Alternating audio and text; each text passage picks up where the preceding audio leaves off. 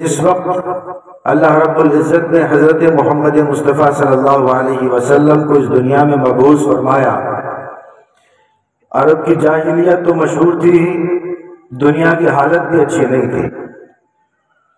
دنیا کے متعلق قرآن کریم نے جو نقشہ کھینچا ہے وہ کچھ اس انداز کا ہے کہ ظاہر الفساد فی البر والبحر بما کسبت ایدی الناس۔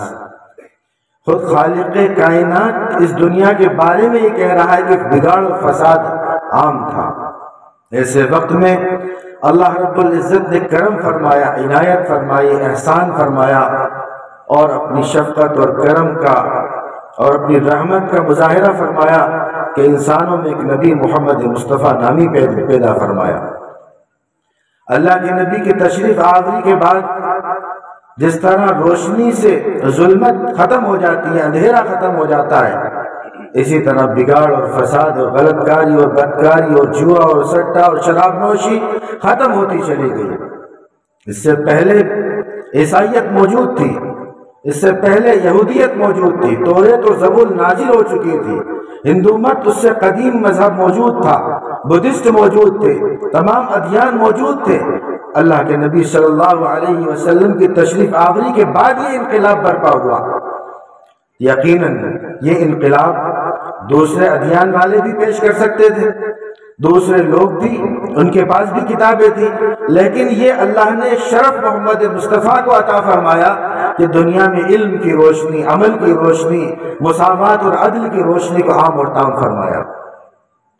علامہ اقبال کہتے ہیں کہ کی محمد سے وفا تو نے تو ہم تیرے ہیں، کی محمد سے وفا تو نے تو ہم تیرے ہیں، یہ جہاں چیز ہے کیا لوح و قلم تیرے ہیں۔ گویا یہ زبان علامہ اقبال کی ہے لیکن پیغام اللہ رب العزت کا ہے۔ قل ان کنتم تحبون اللہ فاتبعونی یحببکم اللہ۔ پیغام خداوندی کو علامہ اقبال نے اشعار کی زبانی کو کس طرح کہا۔ یقیناً ایک مسلمان کے لیے یہ بڑی سعادت کی بات ہے کہ محمد مصطفیٰ کا امتی ہے، جس امت میں انبیاء نے پیدا ہونے کی اللہ سے دعائیں کی، گڑ گڑائے ہوئے کہ محمد مصطفیٰ کی امت میں پیدا فرما۔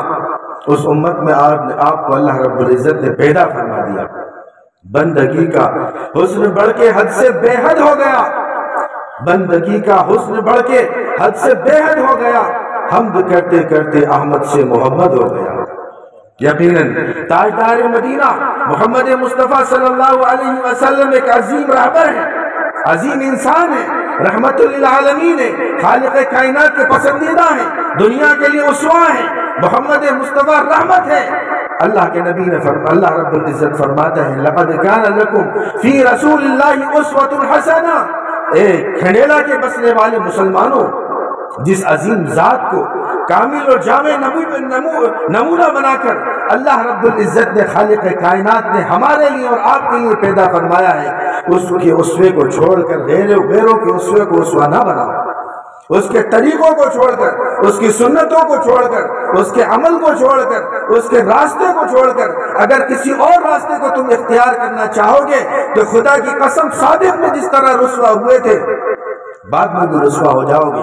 حضرت عمر فاروق کا غالباً قول ہے، فرماتے ہیں کہ ہمیں اللہ رب العزت نے اسلام، ہم ذلیل تھے، اللہ نے اسلام سے ہمیں عزت عطا فرمائی۔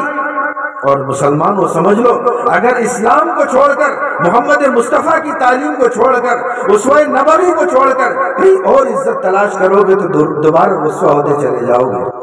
عزت اللہ نے محمد مصطفیٰ کے دامن میں رکھی ہے، یہ ایک سائبان ہے انسانوں کے لیے، جو اس سائبان میں آ گیا دنیا اور آخرت کی بھلائی اس کو مل گئی۔ یقیناً اللہ کے نبی صلی اللہ علیہ وسلم کو اللہ نے وہ شرف عطا فرمایا جو نہ کسی نبی کو شرف حاصل ہوا، نہ کسی ولی کو حاصل ہوا۔ معراج پر بلایا اور معراج پر بلا کر اللہ رب العزت نے نماز کا تحفہ عطا فرمایا، وہی نماز جس نماز کو فجر کے وقت میں ہم چھوڑ دیتے ہیں۔ یقیناً مسلمانوں کو چاہیے کہ محمد مصطفیٰ کے اسوے کو اپنائیں اور اس طریقے پر چلیں جو اللہ کے نبی نے بتایا۔ تفصیل کے ساتھ مولانا نے آپ کو بتایا، اللہ کے رسول کے اخلاق بتائے، آپ کا طریقہ بتایا، آپ کا کردار بتایا، آپ کا نمونہ بتایا، گھریلو زندگی بتائی، بازار کی زندگی بتائی، جہاد کی زندگی بتائی، میدان کارزار کے واقعات سنائے۔ آپ کو تجارت کے معاملات سے آگاہ کیا، اللہ سے تعلق کے بارے میں بتایا، سب کچھ تفصیل کے ساتھ بیان کر دیا۔ یقیناً ہم مسلمان ہیں اور اس بات پر ہمیں شرف ہے، ہمیں اس بات پر اللہ کا کرم اور اس کا اللہ رب العزت کا احسان ماننا چاہیے کہ اللہ رب العزت نے ہمیں مسلمان بنایا۔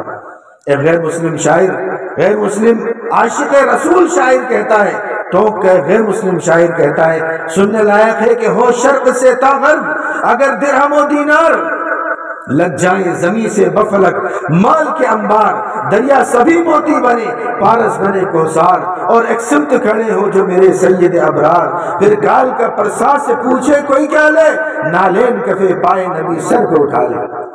اے مسلمانوں، اے غیور مسلمانوں، عاشقان رسول سے میں مخاطب ہوں، آپ کو چاہیے کہ جہاں غیروں کے اسوے آپ کے سامنے ہو، شادی بیاہ کے موقع پر، موت میت کے موقع پر، عام زندگی میں، تجارت کے موقع پر، سیاست کے موقع پر، تو اسوے نبوی کو نمونہ بنا کر اپنی زندگی کو گزارتے چلے جاؤ، پھر دیکھیے اللہ کی نصرت اور مدد کیسی شامل حال ہوتی ہے۔